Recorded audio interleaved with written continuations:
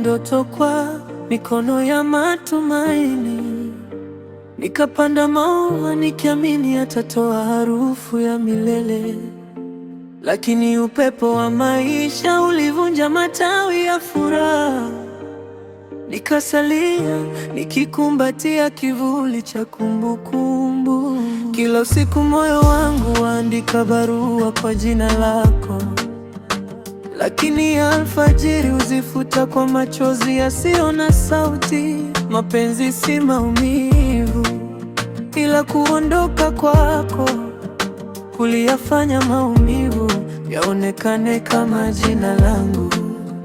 Nikificha huzuni, macho hunisaliti, nikitabasamu, moyo hunikumbusha ukweli.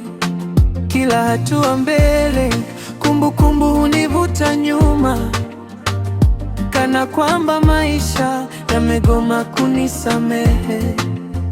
Hisia zimekuwa mzigo usioonekana, nazibeba kimya, lakini zina uzito wa dunia. Hisia zinapiga kelele ndani ya nafsi, ingawa midomo yangu imechagua ukimya. Uliniacha na moyo unaopumua, lakini haujui tena maana ya kuishi. Nilikupenda kwa moyo, si kwa maneno matamu.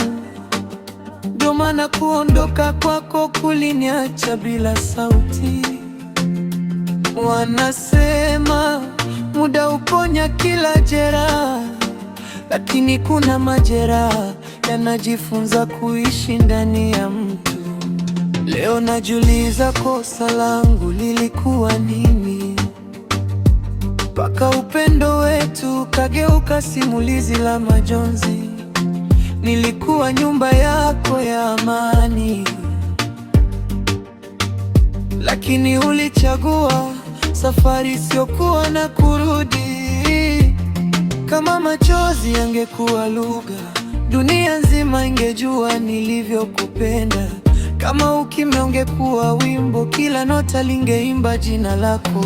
Hisia zifi, hubadilika kuwa makovu ya moyo, na wakati mwingine majeraha makubwa si yale yanayoonekana, bali yale yanayotabasamu mbele za watu kuyakilia.